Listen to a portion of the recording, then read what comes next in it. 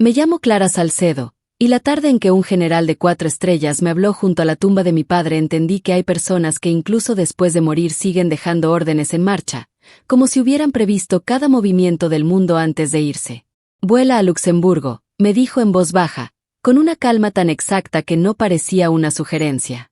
Da el nombre de tu padre. Sabrán quién eres. Lo que más recuerdo de aquel momento no es su cara, ni siquiera sus insignias, sino el viento. Corría por el cementerio militar como si no respetara a nadie, doblando las pequeñas banderas clavadas junto a las lápidas blancas. Mi padre llevaba enterrado apenas media hora. No hubo una fila larga de dolientes, ni discursos llenos de hazañas, ni una pantalla proyectando medallas y fotografías. Solo una bandera doblada, una piedra pulida con su nombre, y yo, tratando de entender cómo un hombre que había vivido de manera tan discreta podía dejar detrás de sí una escena tan extraña. Mi padre, Julián Salcedo, había pertenecido a una unidad especial naval muchos años atrás, aunque yo no supe realmente la dimensión de eso hasta que ya era adulta. En casa jamás hubo placas colgadas en la pared, ni anécdotas de guerra, ni visitas de antiguos compañeros. Mientras otros niños crecían oyendo historias sobre ascensos, ceremonias y condecoraciones, yo crecí viendo a mi padre reparar la cerca del jardín, pagar las facturas con varios días de adelanto y tomar café a las 6 en punto de la mañana como si el reloj de la cocina obedeciera solo a él. Vivíamos en un barrio tranquilo de Puerto Essex, en la costa de Carolina del Norte, y durante años yo pensé que mi padre había sido simplemente un hombre serio, reservado, tal vez algo anticuado. Después de retirarse trabajó media jornada en una tienda náutica. Decía que le gustaba el olor de la cuerda mojada, la sal pegada a las cajas y el sonido metálico de los mosquetones. Nunca me habló de combates. Nunca me habló de muertos. Nunca me habló de nada que oliera a heroísmo. Por eso, cuando falleció de un infarto fulminante en la cocina, me costó aceptar que la vida pudiera cerrar así de golpe una puerta tan silenciosa. Una vecina lo encontró después de 2 días sin verlo salir. Yo estaba en la oficina cuando me llamó el forense. Trabajo como oficial de cumplimiento para una empresa de transporte marítimo, así que paso buena parte del tiempo revisando documentos, cláusulas y procedimientos. Estoy acostumbrada a que las palabras tengan sentido. Aquel día no lo tuvieron. Miraba la pantalla del ordenador mientras la voz al otro lado me explicaba lo ocurrido, y aún así era como si me hablara en otro idioma. Después vino todo lo práctico.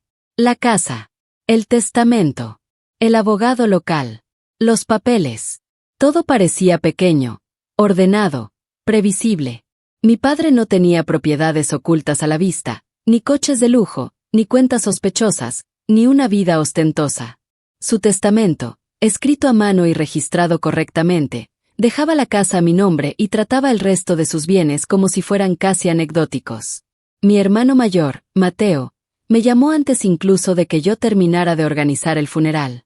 Bueno, supongo que eso era todo, dijo con un tono que me dejó incómoda. No sonaba triste. Sonaba calculada. Papá nunca tuvo gran cosa. Recuerdo que esa frase me molestó más de lo que quise admitir. No porque fuera totalmente falsa en apariencia, sino por la forma en que la dijo, como si ya estuviera haciendo balance, como si la muerte fuera una hoja de cálculo y no la desaparición de una persona. En el entierro, cuando el capellán terminó y el eco de la salva se deshizo en el aire frío, yo ya estaba lista para marcharme. Fue entonces cuando vi al general acercarse. No se presentó con ceremonia. Solo estrechó mi mano y dijo que había servido con mi padre. Me sorprendió. Mi padre jamás mencionó haber estado cerca de hombres que terminaran en posiciones tan altas. El general tenía unos 60 y muchos, el rostro sereno y una voz de esas que no necesitan volumen para imponer autoridad. Miró primero la lápida y luego a mí. Viula a Luxemburgo, Repicio. Da el nombre de tu padre. Te estarán esperando. Después me tendió una tarjeta blanca, simple, sin escudos ni membretes. Solo había un número telefónico con prefijo internacional y un apellido escrito a tinta con una caligrafía limpia. Quise preguntarle de qué hablaba, quién lo enviaba, por qué ahora, pero ya se había limitado a asentir una sola vez antes de alejarse entre las filas de mármol. Me quedé allí, inmóvil, con aquella tarjeta entre los dedos, sintiendo que algo acababa de abrirse delante de mí aunque todavía no supiera qué era. No se lo conté a Mateo. Aquella misma tarde regresé a la casa de mi padre. Todavía olía a loción antigua, aceite de motor y café recién lavado. Sus botas seguían junto a la puerta. Su taza favorita estaba limpia, boca abajo, en el escurridor. Nada en su vida doméstica apuntaba a secretos internacionales. Abrí cajones que nunca había tocado. Declaraciones fiscales. Pólizas de seguro. Recibos de ferretería. Manuales de herramientas. Todo normal. Todo modesto. Todo casi aburrido. Hasta que encontré su pasaporte.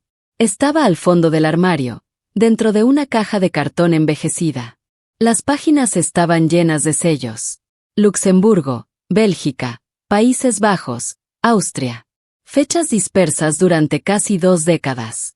Viajes de los que yo no había sabido nada. Me senté en el borde de su cama con el documento abierto sobre las piernas, incapaz de encajar aquella imagen con el hombre que yo conocía.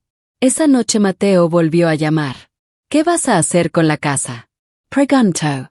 Todavía no ha pasado ni un día, le respondí. Solo digo que, si queda algo, conviene repartirlo de forma limpia. Otra vez esa palabra. Limpia. Efficient. Fría. Le dije que no parecía haber mucho que repartir. Soltó el aire con fastidio. Sí, muy propio de él. Cuando colgué, miré de nuevo el número internacional de la tarjeta. Yo no soy una persona que persiga misterios. Siempre he vivido con cuidado. Contrato fijo, hipoteca al día, ahorros modestos, una rutina bastante contenida. Pero la forma en que aquel general había hablado no tenía nada de teatral. Sonaba a procedimiento. Como si me estuviera entregando una instrucción pendiente y no una revelación grandilocuente. A la mañana siguiente llamé. Contestó una mujer con un inglés impecable y una voz neutra. Le di el nombre de mi padre. Hubo una pausa más larga de lo normal. Sí, respondió al fin. La hemos estado esperando. No sentí un sobresalto. Sentí justo lo contrario, una especie de lentitud en el pecho, como si mi cuerpo entendiera antes que mi cabeza que aquello era real. Me pidió que llevara identificación y una copia del certificado de defunción. No habló de dinero. No habló de herencias. No habló de cuentas. Solo de llegada, verificación y horarios. Después de colgar, volví a recorrer la casa. Empecé a notar cosas que antes me habían pasado desapercibidas. Un archivador metálico cerrado en el garaje, una caja fuerte pequeña en el armario del pasillo que jamás había visto abierta, varios cuadernos con notas en letra apretada y fechas muy antiguas. Mi padre había vivido con modestia, sí, pero no con descuido. Esa tarde Mateo me escribió un mensaje: no hagas ninguna tontería con la herencia. Me quedé mirando la pantalla durante un buen rato. Durante años él había tenido problemas con el dinero. Tarjetas de crédito, negocios improvisados, inversiones absurdas, ideas que siempre sonaban mejor en su cabeza que en la realidad. Mi padre lo había ayudado más de una vez, siempre sin humillarlo, siempre sin comentarlo después. Por primera vez pensé que tal vez papá llevaba demasiado tiempo preparándose para algo. Esa noche reservé un vuelo a Luxemburgo sin decírselo a nadie. Cuando apareció el correo de confirmación en mi bandeja de entrada, comprendí una verdad que me dejó inquieta. Mi padre no había muerto sin nada. Había muerto dejando instrucciones. A Mateo le dije que tenía una reunión con el abogado para cerrar algunos papeles. Eso bastó para mantenerlo tranquilo unos días.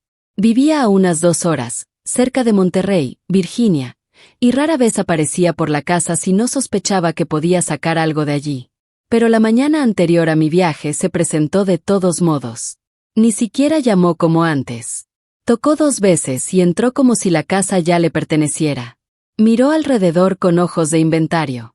Se ve más pequeña, comentó. Tiene el mismo tamaño, le contesté.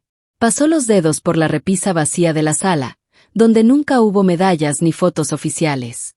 Cuesta creer que esto sea todo. Eso es lo que repites desde que murió. Se giró hacia mí. Solo no quiero que tomes decisiones sin mí. Las tomó él, no yo, respondí señalando en dirección al despacho donde guardaba el testamento. Mateo soltó una risa breve. Sí, papá siempre hacía las cosas a su manera. Había resentimiento en su voz. No un resentimiento escandaloso, sino uno viejo, gastado, asentado como polvo en los muebles. Nos sentamos en la mesa de la cocina donde mi padre hacía crucigramas todos los domingos. Mateo se recostó en la silla y, tras un silencio largo, dijo, me prestó dinero varias veces. Lo sé. Decía que no pasaba nada, que ya lo arreglaría. Lo miré sin dureza, pero sin suavizar la verdad. No lo arreglaste. La frase cayó con más peso del que yo pretendía. Se tensó de inmediato. Es fácil juzgar cuando siempre has ido por el camino seguro. Tal vez era cierto. Yo elegí trabajo estable, pagos previsibles, decisiones aburridas. Él persiguió restaurantes que no funcionaron, barcos que no podía mantener, una vida más grande que sus ingresos.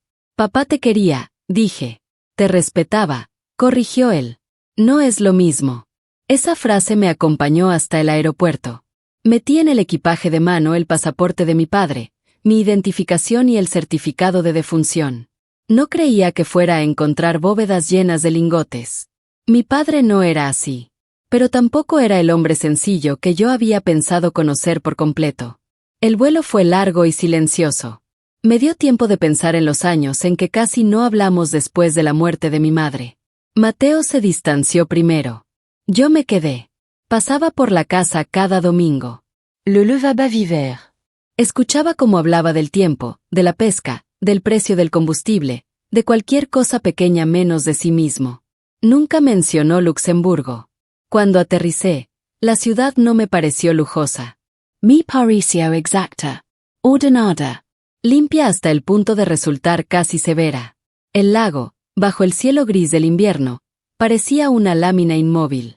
El edificio al que me dirigieron era sobrio, piedra clara, cristales discretos, ningún letrero llamativo. Dentro, todo avanzaba con una lentitud estudiada. Entregué el nombre de mi padre en la recepción. La mujer que me atendió no mostró sorpresa, pero hizo una llamada. A los pocos minutos apareció un hombre con traje oscuro. ¿Señora Salcedo? Preguntó. Assentí. Me condujo por un pasillo que olía a madera encerada. No había estatuas, ni puertas blindadas visibles, ni teatralidad financiera. Solo silencio y puertas cerradas. Entramos en una oficina privada. Cerró con suavidad y me dio el pésame. Su padre fue un hombre extraordinariamente disciplinado, dijo. Esa palabra me llamó la atención. Disciplinado. ¿Lo conocía? Pregunté. En un sentido profesional. Abrió una carpeta y la colocó frente a mí. Dentro había documentos firmados por mi padre, algunos fechados más de 20 años atrás. Su padre constituyó aquí un fideicomiso en 2003, explicó. Y lo mantuvo con aportes constantes durante todos estos años. Miré los números. No eran cifras de multimillonario de revista, pero eran lo bastante grandes como para cambiar varias vidas. Lo bastante grandes como para alterar la mía por completo. Esto no puede estar bien, murmuré. Él no se inmutó. Sí lo está. Le pregunté para qué era. Juntó las manos sobre la mesa. Su padre lo diseñó para sostener a un grupo concreto de personas. Antiguos compañeros de servicio, ciertas necesidades médicas, apoyo familiar en casos de dificultad acreditada. Me recosté en la silla, sintiendo que el aire pesaba más. Nunca me dijo nada. No lo habría hecho, respondió el hombre. La confidencialidad era esencial para él. Después añadió algo que estrechó aún más la habitación. Usted es la sucesora designada. Lo miré sin comprender del todo. Su padre estableció que, en caso de su fallecimiento, usted asumiría la supervisión completa. Los fondos no pueden disolverse sin su autorización expresa. Lo primero que pensé fue en Mateo, en sus deudas, en su forma de oler el dinero antes incluso de verlo. ¿Hay otros beneficiarios? Pregunté. Varios, dijo. Tenemos sus datos de contacto. Ninguno ha sido informado todavía del fallecimiento de su padre. Entonces me tendió un sobre. También hay una carta, escrita de su puño y letra. Solo debía entregarse tras su muerte. En ese momento me vibró el teléfono. Mateo. Dejé que sonara una vez antes de contestar. Entonces, ¿qué te dijo el abogado? Preguntó sin saludo. Miré otra vez las cifras sobre la mesa. Estoy revisando unos documentos, respondí. ¿Hay algo? Insistió. Sí, dije despacio. Hay algo. Del otro lado hubo un silencio tenso. ¿Cuánto? No le contesté, porque en ese instante entendí con absoluta claridad que aquello no era un botín esperando ser repartido. Era una estructura, una carga, una prueba. Le dije que necesitaba tiempo para comprender lo que estaba viendo, y eso era verdad. Tras colgar abrí el sobre. Reconocí de inmediato la letra recta de mi padre, esas mayúsculas limpias, sin adornos, que no habían cambiado desde que me dejaba notas en la nevera cuando yo era niña. La primera línea me cerró la garganta. Si estás leyendo esto, no tuve ocasión de explicártelo yo misma. Continuó diciendo que no me había ocultado aquello por desconfianza, sino porque el dinero cambia la manera en que la gente escucha. Explicaba que, después de retirarse, siguió en contacto con un círculo reducido de hombres con los que había servido. No reuniones sociales, no nostalgia, sino revisiones silenciosas. Con el tiempo, varios de ellos empezaron a enfrentar enfermedades, secuelas físicas, cánceres vinculados a despliegues, facturas médicas imposibles y ayudas públicas insuficientes. Mi padre no se quejaba de eso ni buscaba reconocimiento. Simplemente empezó a apartar dinero. La ayuda no se anuncia, escribió. Se ofrece. Doblé la carta con cuidado y la devolví al sobre. El banquero regresó con otra carpeta. Dentro había resúmenes anónimos de familias que habían recibido apoyo a lo largo de los años, la universidad de una hija tras el ictus de su padre, una hipoteca mantenida a flote para una viuda, traslados médicos para un hombre que necesitaba tratamiento especializado lejos de su estado. Mi padre jamás fue un hombre llamativo, pero siempre fue constante. El valor actual del fideicomiso es ligeramente superior a los 12 millones de dólares, dijo el banquero. La cifra tardó varios segundos en asentarse. 12 millones.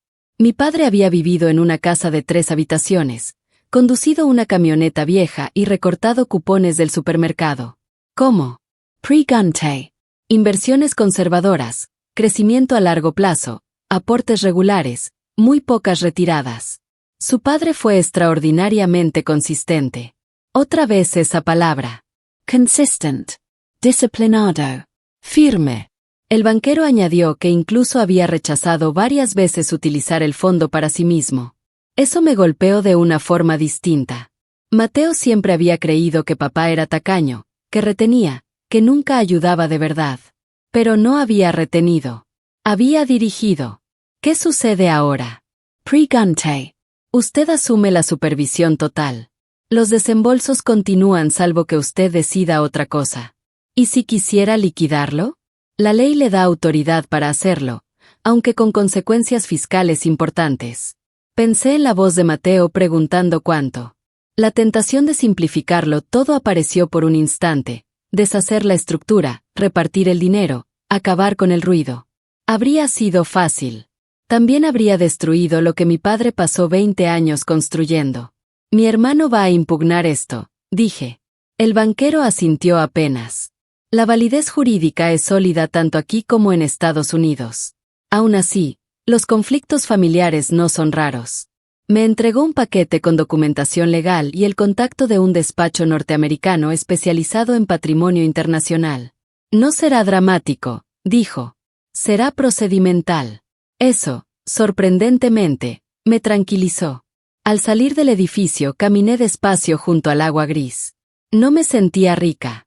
Me sentía encargada de algo demasiado grande para improvisarlo. Esa noche Mateo volvió a llamar. No me esquives. ¿Qué dejó? Papa créó un fideicomiso, le dis-je. ¿Para quién? Para veteranos y sus familias. Y para ciertas ayudas concretas. Silencio. ¿Y nosotros? Yo soy la administradora. No te pregunté eso. Respire despacio. Hay dinero, sí. Pero no está en una cuenta esperando dividirse. ¿Cuánto? Insistió. 12 millones, respondí al fin. Lo oí inhalar bruscamente. Dios mío. Y nunca me ayudó de verdad. Sí te ayudó. Más de una vez. Eso eran préstamos. Esto es herencia. No es tan simple. Sí lo es, escupió. Está sentada sobre 12 millones que deberían repartirse. No son míos para repartir. Hubo un silencio duro. Hablaré con un abogado, dijo finalmente. Lo imaginaba. Después de colgar volví a leer la carta de mi padre. No había escrito la frase, pero podía oírla en su voz. El dinero pone a prueba a la gente. Tal vez siempre creyó que Mateo interpretaría el amor en términos de cantidad, y la confianza en términos de acceso. A la mañana siguiente regresé a Carolina del Norte con la sensación de llevar más que documentos en el maletín. Al llegar fui directa a la casa. La camioneta de Mateo ya estaba en la entrada. Lo encontré sentado en la cocina con una libreta legal frente a él, como si fuera a dirigir una reunión. «¡Qué rápido!», dije. «Llamé a un abogado», respondió. «Especialista en sucesiones». Ni preguntó por el vuelo, ni por la ciudad, ni por cómo estaba yo. Fue directo al centro del asunto. «No vas a ocultarme esto». «No oculto nada. Pero todavía no entiendes lo que es». Abrí la carpeta sobre la mesa y se lo expliqué tal como me lo habían explicado a mí. Fideicomiso constituido hace años. Destinado a antiguos compañeros de servicio y sus familias. Ayuda médica, vivienda, cuidado continuado. Mateo frunció el ceño. «Eso es caridad. Es responsabilidad», le corregí. «¿Y tú lo controlas?» «Sí». «¿Y yo qué recibo?» Lo miré con cuidado antes de responder. «No fuiste nombrado beneficiario directo». La frase quedó suspendida entre nosotros como algo físico. Así que me dejó fuera. Tomó una decisión. ¿Por qué tuve problemas? ¿Por qué no fui perfecto? Bajé la voz. Dejó una cláusula sobre estabilidad financiera. No quería que el fondo se disolviera. Mateo golpeó la mesa con la palma, no con violencia sino con frustración. «No es lo que te pregunté. ¿Qué dijo de mí?» Dudé un segundo. «Dijo que ya te había dado todo lo que podía darte». Mateo soltó una risa breve, seca. «Perfecto. O sea que yo no recibo nada y tú te quedas con el control. Recibiste ayuda muchas veces», le recordé. «No es lo mismo», gruñó. Se levantó y empezó a caminar por la cocina. «Siempre creíste que eras mejor que yo». «Nunca pensé eso. Te quedaste cerca de él». «Sabías hablar». «Yo no. Eso no va de dinero». «Ahora sí». Se detuvo y me dijo que su abogado sostenía que un fideicomiso internacional podía impugnarse si no se había detallado correctamente en el testamento. Le expliqué que su existencia sí estaba mencionada, aunque no se listaran todos los activos uno por uno, lo cual era normal. Me acusó de sonar como si ya hubiera preparado mi defensa. «Preparé mi responsabilidad», respondí. Esa palabra volvió a encender algo en él. «Entonces, ¿qué vas a hacer? ¿Mantener su pequeño secreto benéfico mientras yo me hundo?» Yo todavía no había dicho en voz alta la parte más delicada. Entre los documentos había una cláusula secundaria. Si la administradora lo consideraba oportuno, podía asignar cada año un porcentaje concreto para la estabilización familiar, siempre bajo condiciones, documentación y supervisión. Mi padre no había cerrado la puerta a Mateo. Había puesto límites. «Puedo crear un plan de apoyo estructurado», dije con cuidado. «Asesoramiento financiero, control de deudas, distribuciones limitadas y ligadas a objetivos». Me miró como si lo hubiera insultado. «Quis administram». «Quiero proteger lo que él construyó». ¿Y crees que voy a aceptar eso? «No», respondí con honestidad. «Creo que vas a pelear». ¿Y te parece bien? «No». «Pero no voy a deshacer el fideicomiso». La habitación quedó en silencio. Afuera ladró un perro y cayó enseguida. Mateo tomó su chaqueta. «Estás eligiendo a desconocidos antes que a tu propio hermano». «Estoy eligiendo lo que papá decidió». Me miró largo rato. Había rabia, sí, pero debajo de la rabia había otra cosa más antigua, una herida infantil que nunca terminó de cerrarse. «Siempre quisiste su aprobación», murmuró. «No», le respondí. «Quise su confianza». Se fue sin dar un portazo. A la mañana siguiente llegó la notificación formal del abogado de Mateo, solicitud completa de revelación del fideicomiso, insinuaciones de influencia indebida y falta de transparencia. Había empezado. No una guerra escandalosa. Solo papeles. Procedimiento. Contraté a un abogado veterano de nombre Tomás Reverté, un hombre canoso, sereno, antiguo marino, de esos que leen un documento como si escucharan un motor. Lo revisó todo y dijo: «Esto está muy bien armado. Tu padre esperaba algo así». «Yo también lo creo», respondí. Tomos essentio. Las familias no se rompen por el dinero. El dinero solo muestra por donde ya estaban agrietadas. Pensé mucho en esa frase. Mateo no era un villano de caricatura. Era un hombre resentido, cansado de sentirse el menos fiable, y el resentimiento mezclado con 12 millones era un combustible peligroso. Presentó la impugnación 3 semanas después. Nada de cámaras ni gritos en las escaleras del tribunal. Solo una petición formal ante la Corte del Condado, cuestionando la validez del fideicomiso, el nivel de transparencia de los activos extranjeros y la supuesta desigualdad entre herederos. El lenguaje legal convierte a las familias en categorías frías. La primera audiencia fue puramente técnica. Una sala sencilla, luces fluorescentes, paredes beige, un juez, 2 abogados, una secretaria y varias personas esperando otros asuntos. Mateo se sentó frente a mí y, al principio, evitó mirarme. Parecía agotado. Su abogado argumentó que la estructura internacional del fondo había limitado injustamente el acceso de un heredero legítimo. Tomás respondió con una calma firme. El fideicomiso era anterior por décadas a cualquier conflicto actual, estaba correctamente constituido, adecuadamente financiado y referenciado en el testamento. No había base para hablar de influencia indebida. Yo escuché sin mover un músculo. No parecía una pelea. Parecía una auditoría. La jueza pidió documentación adicional y fijó otra fecha. Fuera de la sala, Mateo por fin me habló directamente. ¿Podrías acabar con esto hoy mismo? ¿Cómo? Repartiéndolo. No me pertenece para repartir. Son 12 millones. Clara. Nadie tendría por qué saber nada. Eso no es verdad, dije. Papá lo sabría. Negó con la cabeza. Lo estás convirtiendo en algo más grande de lo que fue. Lo miré de frente. No. Estoy descubriendo quién fue.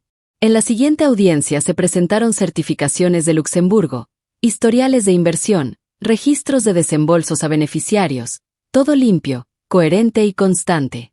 Tomás manejó aquello con la paciencia de alguien acostumbrado a ver familias quebrarse en voz baja. En la tercera comparecencia ocurrió algo inesperado. El general apareció. No hizo entrada. No buscó atención. Simplemente entró, se sentó detrás de nosotros y esperó a ser llamado. Declaró con serenidad que había servido con mi padre y que conocía desde hacía años su intención de mantener un apoyo duradero a ciertos excompañeros y sus familias. Cuando el abogado de Mateo intentó sugerir que ese militar de alto rango había influido en la creación del fideicomiso, el general ni siquiera cambió el tono. A Julián Salcedo no lo influía nadie, dijo. Si acaso, él era quien influía en los demás. Algo cambió en la sala después de eso. La autoridad, cuando no se exhibe, pesa más. Tras un breve receso, la jueza regresó con una resolución medida. El fideicomiso era válido, anterior a cualquier disputa alegada y no existía prueba alguna de influencia indebida. La demanda quedaba desestimada. Y ya está. Sin mazo teatral. Sin aplausos. Solo una decisión. Afuera, junto a su camioneta, Mateo tardó en hablar. ¿De verdad no ibas a ceder? No. Preferiste dejar que perdiera en público. Yo no te obligué a presentar la demanda. Alzó la vista hacia mí y por primera vez la rabia parecía más delgada. Él nunca confió en mí, dijo en voz baja. No se trataba solo de eso. Pues así se siente. No discutí, porque en parte tenía razón. Mi padre me había confiado la supervisión. Eso no significaba que quisiera menos a Mateo. Pero amor y confianza nunca se distribuyen exactamente igual. Aquella noche regresé a la casa y abrí por fin la pequeña caja fuerte del pasillo. La combinación estaba anotada en uno de los cuadernos de mi padre. Dentro solo había 3 cosas: una bandera doblada de una ceremonia antigua, una fotografía de mi padre con otros 3 hombres, todos vestidos de civil, y una nota breve escrita con su letra firme: lo constante vence. Nada más. Ninguna instrucción de venganza. Ningún mensaje dramático. Solo constancia. El tribunal había confirmado mi autoridad, sí, pero la victoria se sentía extrañamente vacía. No era triunfo. Era responsabilidad validada. Durante la semana siguiente Mateo no llamó. No escribió. Nada. Yo seguí coordinando con la oficina de Luxemburgo la siguiente ronda de pagos: facturas médicas, matrículas, ayudas hipotecarias. La vida siguió avanzando con esa indiferencia que tiene siempre hacia los conflictos privados. Sin embargo, una línea de la carta de mi padre seguía volviendo a mí. La ayuda no se anuncia, se ofrece. Mateo no figuraba entre los beneficiarios principales, pero seguía siendo mi hermano. Así que conduje hasta su casa un jueves por la tarde. El césped estaba un poco alto, la luz del porche seguía fundida y su camioneta descansaba en la entrada. Abrió la puerta despacio. Sabía que vendrías tarde o temprano, dijo. Entra. La casa olía a café recalentado y alfombra vieja. Había facturas apiladas sobre la encimera. Nos sentamos en la mesa del comedor. No vengo a discutir, le dije. Sonrió apenas, con escepticismo. Eso parece justo lo que vienes a hacer. Miguel. No voy a disolver el fideicomiso. Eso no va a cambiar. Asintió una vez.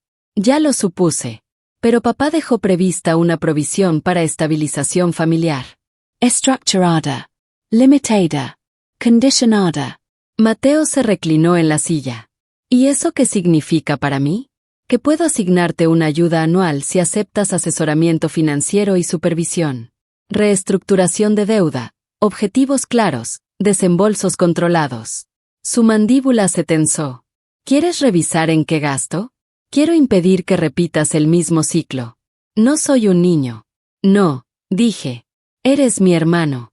La frase lo dejó callado. Le mostré los registros. 2 veces mi padre había saldado sus tarjetas. Una vez cubrió un préstamo empresarial. También había ayudado con la entrada de aquella casa. Mateo apartó la mirada. Nunca me hizo sentir pequeño por eso. Yo tampoco quiero hacerlo. Entonces, ¿por qué las condiciones? Porque él creía en los límites. Y yo también.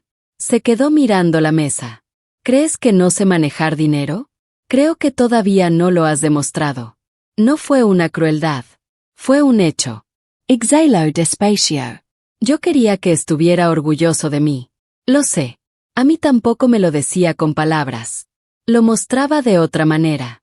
Sus ojos se humedecieron, aunque no lloró. A ti te dejó el control. Eso dice bastante. No, respondí con suavidad. Dice que confió en mí para proteger algo. No es lo mismo. Permanecimos un buen rato en silencio. Después le expuse la oferta completa. Plan de pago de deuda a 5 años, asesor financiero cubierto por el fondo, una distribución anual limitada sujeta a avances, sin suma global, sin cheque en blanco. ¿Y si digo que no? Pregunto. Entonces nada cambia. Asincio despacio. ¿De verdad te marcharías? Ya lo hice una vez, en el tribunal. No fue venganza. Fue realidad. Se inclinó hacia adelante, cansado. No quiero ser el tipo que demandó a su hermana por dinero. Entonces no lo seas. Soltó una risa débil. Hablas cada vez más como él. Aprendí de él. Pasamos la siguiente hora revisando cifras, plazos, deudas y posibilidades. Nada glamuroso. Solo hojas, disciplina y límites. Cuando me levanté para irme, me acompañó hasta la puerta. ¿De verdad fuiste a Luxemburgo? Sí. ¿Y de verdad construyó todo eso? Sí. Sacudió la cabeza lentamente. Yo pensaba que era un hombre pequeño. No lo era. No dijimos mucho más. Mientras conducía de regreso, comprendí algo importante. La verdadera revancha no siempre consiste en aplastar a alguien. A veces consiste en negarte a dejar que el resentimiento decida el final. 1 año después de que el tribunal desestimara la demanda de Mateo, volvimos juntos al cementerio militar. No porque el fideicomiso lo exigiera ni porque alguien nos lo pidiera, sino porque ya tocaba.